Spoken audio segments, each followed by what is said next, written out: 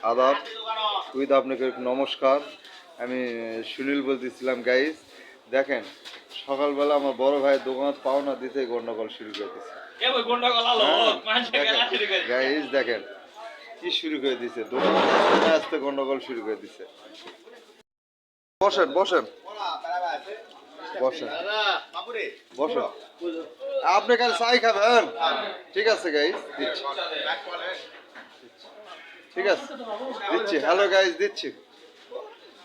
চিনেন নাকি? দেখেন ভুট্টু ভাই চশমালো দোকানদার, ভালো করে দেখে লাগ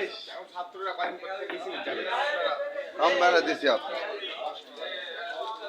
সামনে। আমার হলো বাদামের দোকান, সামনে দেখেন। ঠিক আছে কাস্টমারে যে আমার চা খাতে আছে গাইস, দেখেন সুন্দর চা খাতে আছে, দুধ চা।